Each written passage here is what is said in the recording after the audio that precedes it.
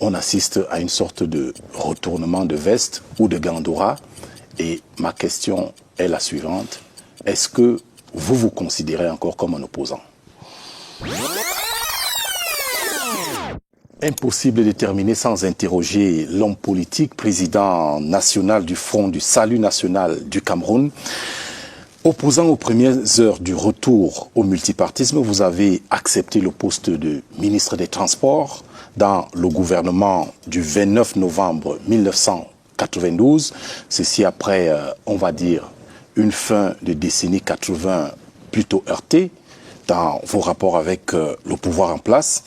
Et depuis votre retour aux affaires, le 30 juin 2009, comme ministre de la Communication à l'époque, vous êtes pratiquement plus biaïste que les militants du RDPC. Alors, en dormant, pour ainsi dire, dans le lit de l'adversaire et peut-être même en dînant avec votre ennemi politique, on assiste à une sorte de retournement de veste ou de Gandora. Et ma question est la suivante.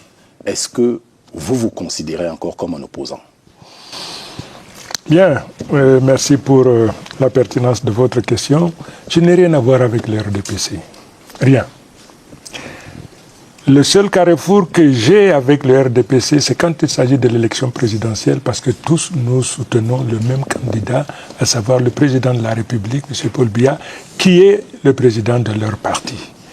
Quand il s'agit de toute autre élection, nous nous battons.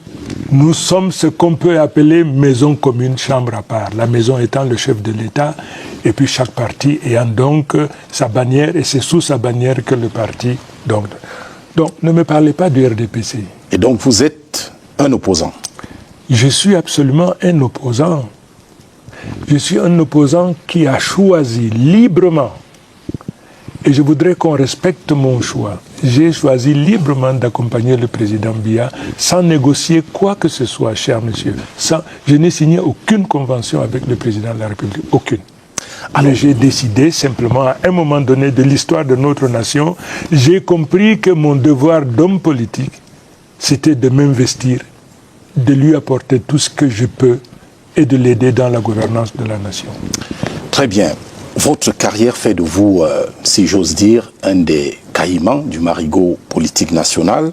Vous qui avez été conseiller municipal UNDP de la ville de Garoua en 1992, député à l'Assemblée nationale la même année, ministre des Transports, je l'ai dit, de 1992 à 1996, président fondateur du Front pour le Salut national du Cameroun depuis 2007, ministre de la Communication de 2009 à 2019 et ministre de l'Emploi et de la Formation professionnelle depuis le 4 janvier 2019.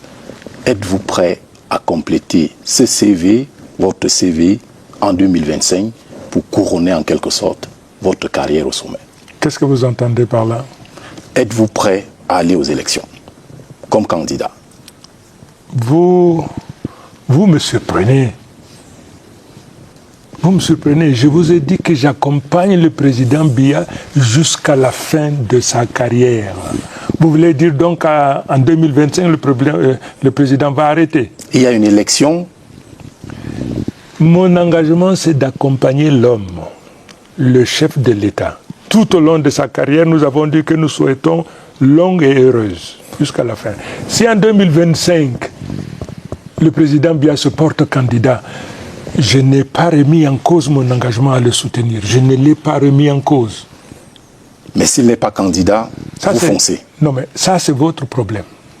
Le mien, je le garde avec mes militants, avec mes sympathisants. C'est pour l'information de nos publics. En tout cas, ma dernière question, vous y avez apporté déjà une réponse en quelque sorte, parce qu'on observe des batailles de positionnement. Et là-dessus, il y a au moins deux camps. Ceux qui disent, après Paul Biya, nous partons tous avec lui et nous passons la main à une nouvelle génération. Et il y a un deuxième groupe qui dit, après Paul Biya, c'est moi, notamment donc des opposants. Et on se serait attendu qu'en tant qu'opposant, vous soyez de la deuxième catégorie. Pourquoi voulez-vous choisir à ma place? Pourquoi voulez-vous choisir à ma place? C'est la logique. J'avais 14 ans, cher monsieur, quand j'ai commencé à flirter avec la politique. 14 ans. Et tout mon séjour en tant qu'étudiant, je n'ai fait que des études scientifiques pour lesquelles j'y ai été envoyé et de la politique. Je suis probablement l'un des plus anciens, sinon l'un des plus vieux dans ce domaine-là. Comme on dit, on n'apprend pas à un singe à faire la grimace. Permettez que dans le retrait, dans le secret du silence, dans la méditation, dans l'observation, que mes militants et moi, qu'on se recueille et qu'on décide de l'avenir de notre parti, le moment venu. Vous anticipez, c'est vrai, gouverner c'est anticiper, mais quand il s'agit de la politique et de Chiroma, il y a toujours des limites. Est-ce que Biya va continuer ou pas? Biya continue, je l'accompagne.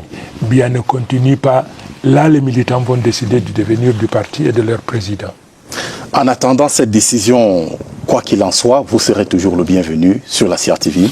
Merci d'avoir accepté l'invitation du directeur général. Je vous remercie beaucoup. Dites toutes mes amitiés au directeur général.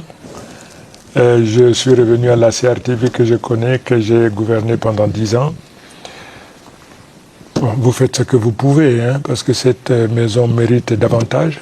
Vous êtes en train de donner le meilleur que vous pouvez, en particulier les techniciens qui vont chacun au tréfonds de son âme pour y puiser le meilleur afin de maintenir en vie ce qui a tendance plutôt à vous abandonner. Merci également pour votre professionnalisme. Nous souhaiterions simplement que la jeune génération copie un peu, s'appuie un peu sur ce que vous êtes en train de faire. Je vous remercie beaucoup. C'est nous, Monsieur le Ministre. Mesdames et Messieurs, merci de votre fidélité renouvelée à Actualité Hebdo. Prenez soin de vous-même et prenons tous soin de notre beau pays.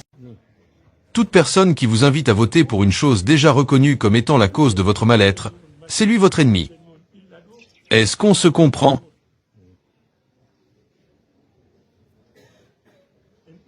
Vous savez qu'un parti vous a causé un problème. Vos jeunes filles restent sans mariage parce que les jeunes hommes sont sans activité professionnelle, et sans en dépit de leurs multiples prières pour obtenir des hommes valables.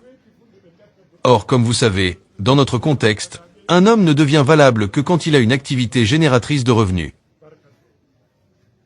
Comment vont-ils l'avoir si, dans tous les concours qu'ils font, on les recale?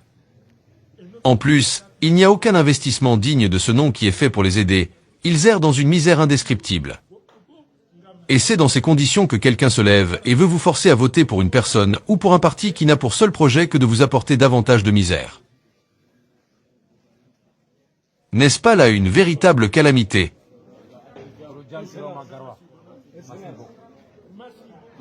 Seule votre prise de conscience peut vous protéger de cette calamité.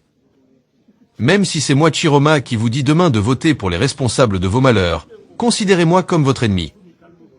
Ce que vous me voyez faire, c'est parce que je serai devant vous. Demain ou après-demain, je serai de retour ici parmi vous. Je n'ai rien d'autre qui m'est plus cher que vous.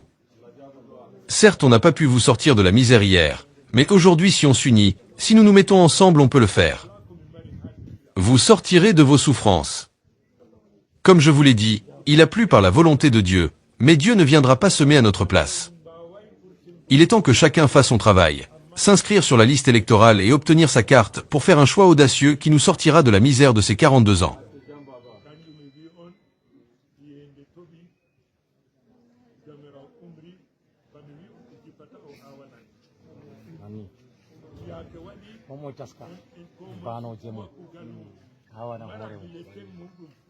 Suka ko wurtinta en ɓillo illa dugu capan e nayyi